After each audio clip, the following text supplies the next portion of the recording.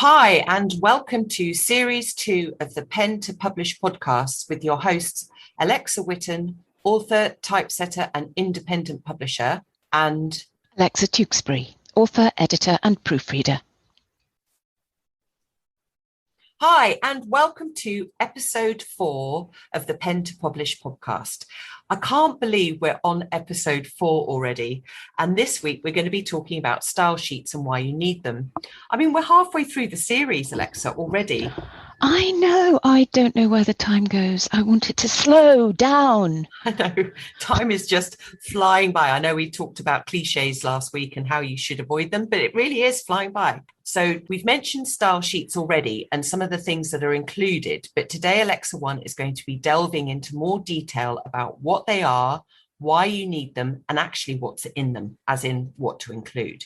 Style sheets aren't to be confused with styles, which is a setting in Word that helps denote heading hierarchy, things like heading 1, heading 2, chapter headings, and what we mentioned as well, which was page breaks.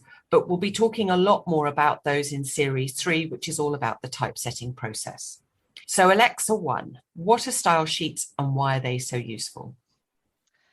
Well, style sheets are sort of like a blueprint for your book. They are a definitive guide to your particular style choices, so the rules, if you like, that you set for your book. Now, as an editor works through your book, they will create a style sheet to keep track of the various elements within it and make sure they're consistent. But what is invaluable is if you, the writer, create your own style sheet as you're writing. Now, not only will your editor thank you, but you'll find it so helpful for yourself.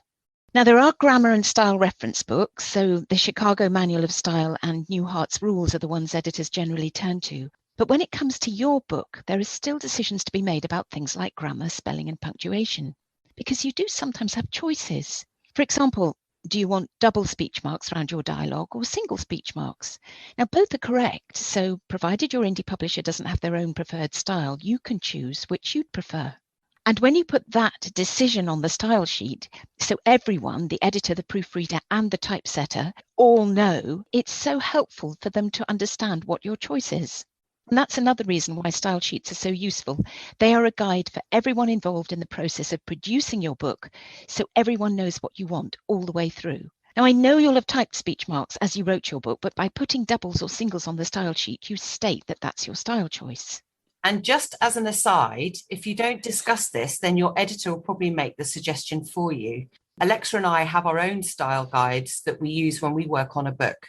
My house styles are things like UK spelling, Oxford comma, more about that later, single quotes for speech, and contractions.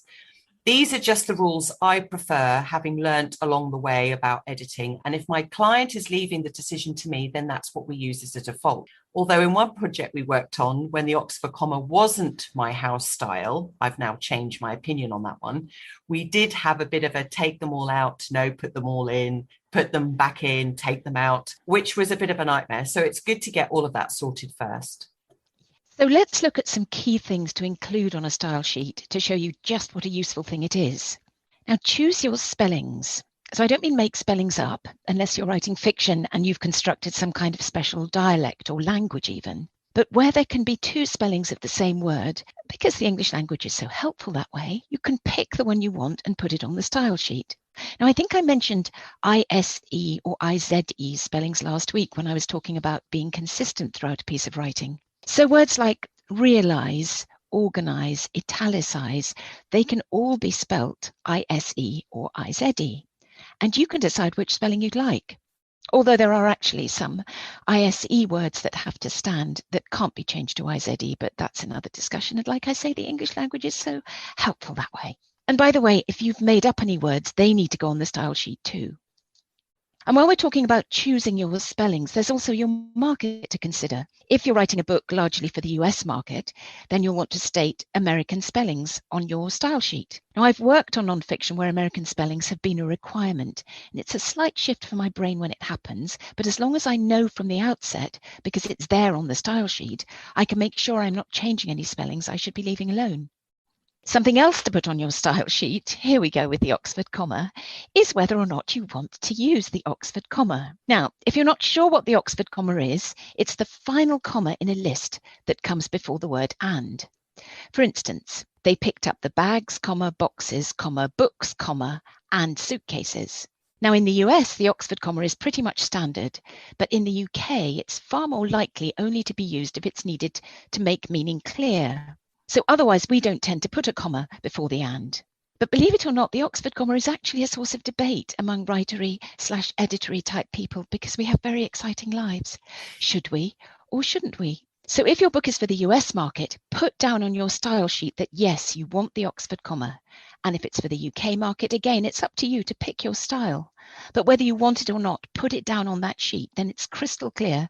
And no one is going to start deleting it when you don't want them to. Because as Alexa 2 said, we worked on a book where I did that and then discovered the author did want them. So I had to put more back in. Fun times. Now, noting place names, real or made up if you've created a fictional world, is a great way to help you be consistent in the way you spell them and provides a cross-check for your editor and proofreader. Similarly with character names, and perhaps even a few details about your characters. You might write about a man with blonde hair. Now, putting on the style sheet that he has blonde hair will remind you of that when you next come to refer to him, in case in any intervening chapters you've forgotten and somehow reimagined him as having no hair at all. And if you actually prefer him to have no hair, since making your original decision for him to be blonde, remember to amend the style sheet as well as the reference in the text. Otherwise, there isn't clarity for the editor on what changes or not need to be made. Yes, deciding on your names for characters is really important. I'm actually dipping my toe into fiction writing, and I've already planned out a rough draft of my novel. I know, it's exciting. It's only a rough draft. Whether or not it goes anywhere, I don't know. However, I've already changed one of the main characters' names because I just didn't like one of them. And I was thinking this exact subject when I was doing it. I mean, luckily, I'd only written a couple of pages, so there weren't an awful lot to change. But still, I'll be definitely creating a style sheet next. You can also use the style sheet to keep track of timelines. Now, if you've written that a specific event happens on a Tuesday, for instance, stick it on the style sheet.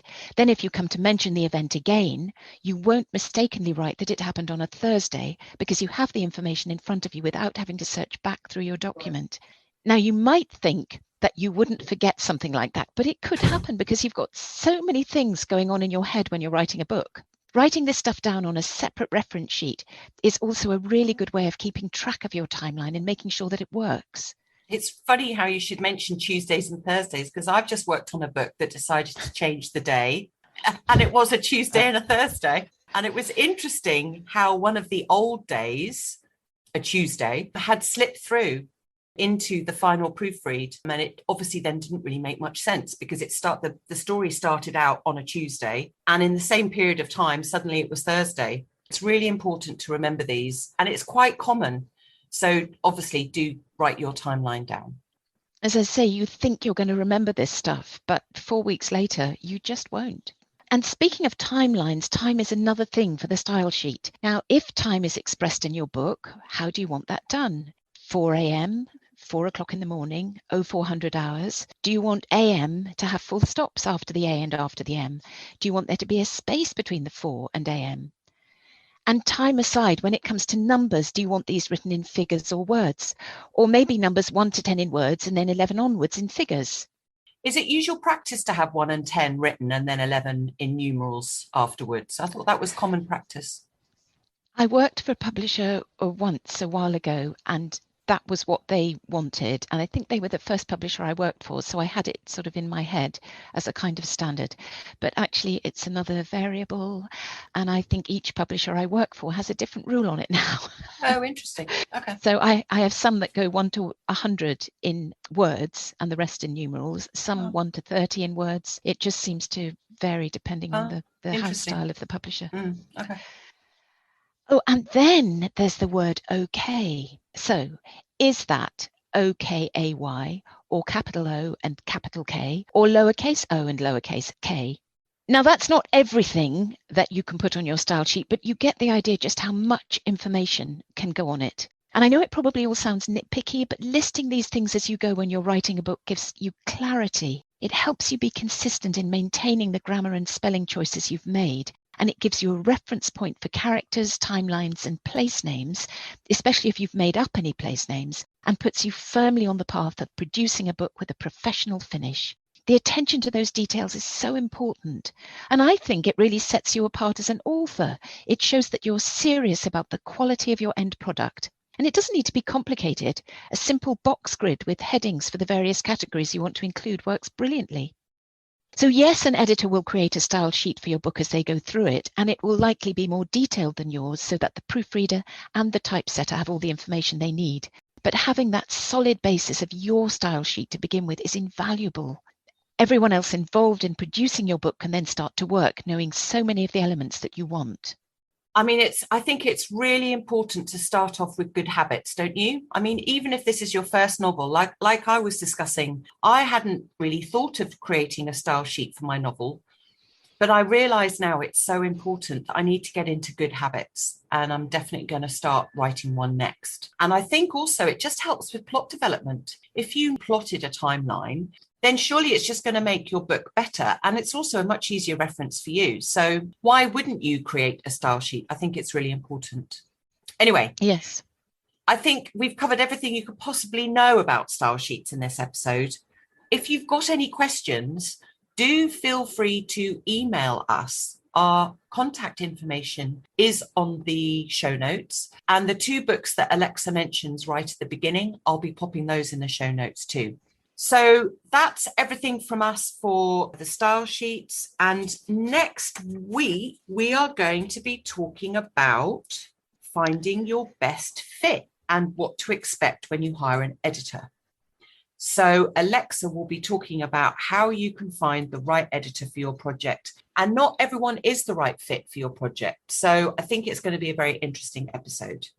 Anyway, for now, it's goodbye from me. and goodbye from me. Bye-bye.